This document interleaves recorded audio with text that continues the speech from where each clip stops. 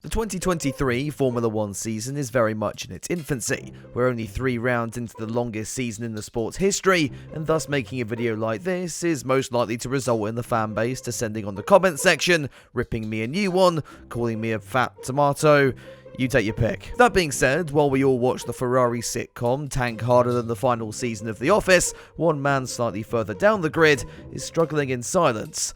Ladies and gentlemen, allow me to remind you of Valtteri Bottas. New fans to the sport may well not know who the Finn is. He has, after all, fallen away into the depths of F1 irrelevancy since his move to the Alfa Romeo squad upon the conclusion of the 2021 season. The only time we hear his name now is when he decides to frame another one of his nudes. Look, I guess everyone has their hobbies, don't they? Moving swiftly on, and the 2023 campaign marks his second with the Alfa Romeo squad, and one that, if you take a closer look into it, hasn't started particularly well. So today, it's time to look at Valtteri Bottas Uncovered. Actually, in hindsight, let's not call it that. We'll begin then by going back to 2022, certainly a year of adjustment for F1's latest flying Finn. Bottas was coming off 5 somewhat successful years with the Mercedes outfit.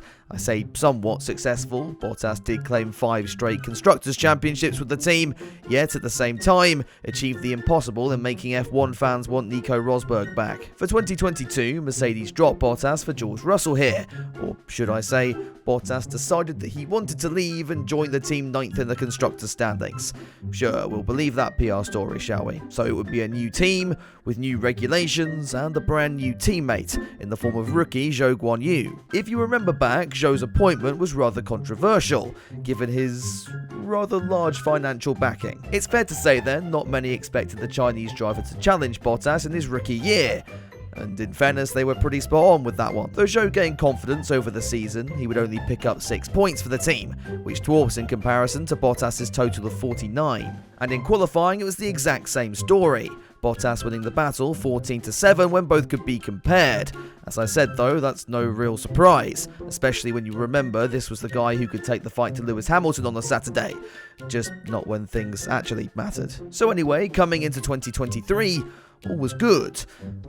Until it wasn't. The Alfa Romeo C43 has looked rather a handful in this early stage of the year, despite it being an evolution of their 2022 car. Bottas in particular has claimed to have had issues with the car, and that's even more evident when you delve into the results. In fairness, Bahrain generally went quite well, both Alphas getting into the second part of qualifying, Bottas edging Zhou to 12th by just 0.03 of a second. While the Chinese driver fell away in the race, Bottas was able to climb up and finish in P8. Now, part of that may have been aided by retirements, but it's time to throw in that to finish first you have to finish BS. Anyway, once again, both Alphas would reach Q2 in the second round in Jeddah, though this time it would be Zhou taking the bragging rights, P12 and 2 places ahead of his more experienced teammate, who spent the whole weekend complaining of having problems driving his car.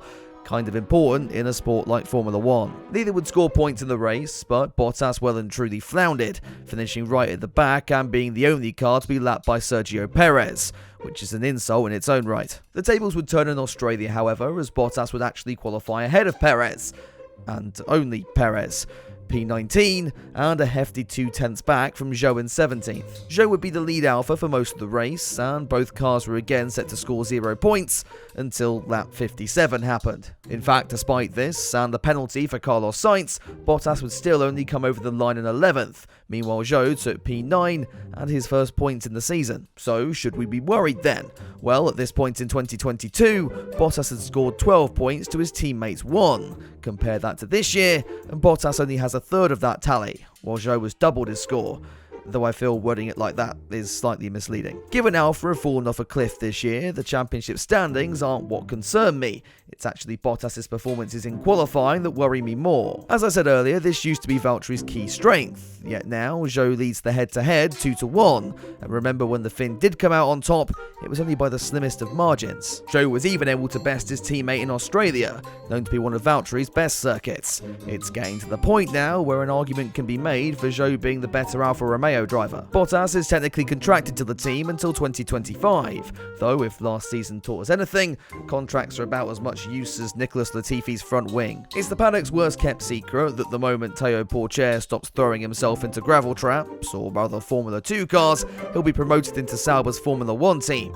with Zhou's deal expiring at the end of the season, logic would suggest that his head would be the one on the chopping block. But considering the cash he brings in, might a younger, more affordable lineup be more appealing for the team? Especially as they're about to lose their partnership with Alfa Romeo. What are my thoughts then? Well, for those who care, I think Valtteri has quietly been struggling this season.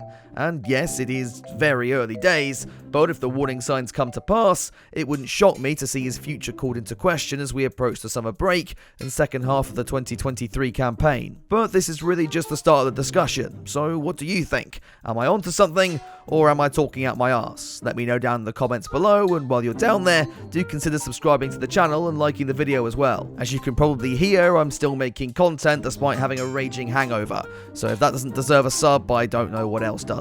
A huge thank you then to all of my patrons and members for supporting me and the channel, and if you want to join in, all the relevant links you need are down in the description below. But for now, that's all from me, so I'll see you soon with another video, but until then, have a good one.